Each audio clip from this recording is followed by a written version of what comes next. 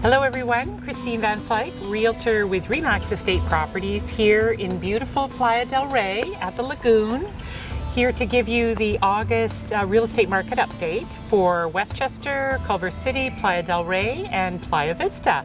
We are also pleased to have Dan here to give us an update, Dan Spitz from CB Loans. That's right. To give us an update on the mortgage market, what's happening now, potential future, and maybe to give us some insight on how to look at these rates for the buyers. Why don't you give us a little bit of an update on the market right now? Yeah, so as we're here in early August, rates are a little bit higher than we'd like, but inflation is coming down and rates will come down as inflation comes down. But unfortunately right now we're pushing around 7% on most programs. And what happened? Something happened recently, right? Your thoughts around it?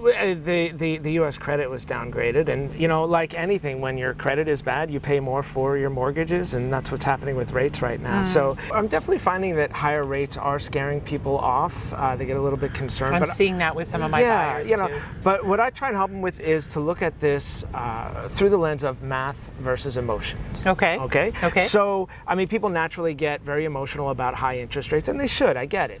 But what I try and encourage them to do is, look, let's put structure around this. Let's understand what the numbers are so that we can kind of frame this a little bit better. So, and what I also tell them is, look, we are going to see lower rates over time, right? So it's reasonable to think that we could get interest rates coming down, let's say a full percentage point over the next 12 months. That's not an unrealistic thing to happen. So if we put that in context, let's say you're buying $1 million house, putting 20% down.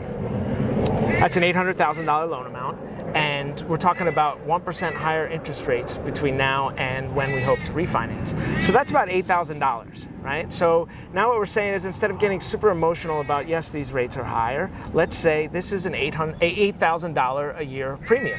So on $1 million house, if it's still worth it at $1,008,000, it just kind of puts the numbers into perspective. Well, and that makes sense. And even if you look at it not just a year, but break it down by month or by day as to what that actual number is. It's like $22 a day. So it's not nothing. No, it's not nothing. But when you're spending, it helps look at it. It helps understand that. Exactly. And if you're spending $1 million on a house, you can kind of put it into perspective and not get too emotional about it. Like I said, you are going to have a chance to refinance at a lower rate.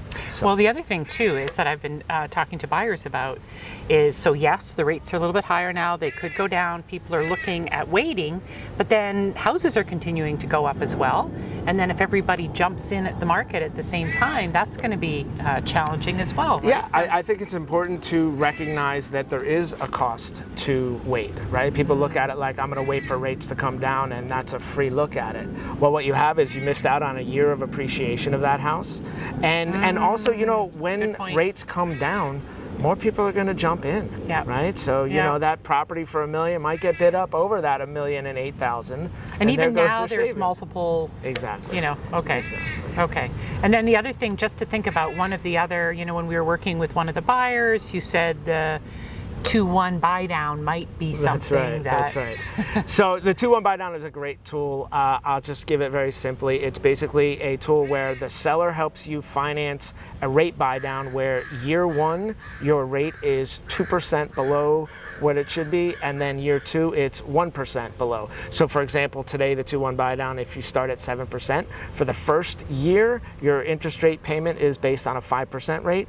Year two, it's 6%. And the idea is that some point between the next 2 years, we'll be able to refinance permanently into that. Yeah, so it's a great tool. And so it's just something to think about. Again, it's still basically where the seller provides the credit. So the overall offer needs to be something that the seller is interested in. That's right. But it's an option. Absolutely. All right, that makes sense. Anything else that you think that we should think about or talk to buyers about? I know that he's always here, and you've helped so many times. There's all kinds of creative financing out there. Yeah. I think that people that are scared, just give us a call. Let's have the conversation. Let's work the numbers. Let's understand the math, and then you can decide whether you want to get emotional about it. Best ever. That's what even on my own rates, I get emotional about it. But thanks, Dan. I really appreciate your insight, as always, in helping the buyers as they look to put offers in on homes. So thanks so much. now we'll go through the stats for the 4 neighborhood platforms that I support, and I'll start with the 2 largest populations. So again, just as a reminder, when you look at the total inventory, it includes both the active, the under contract, the pending.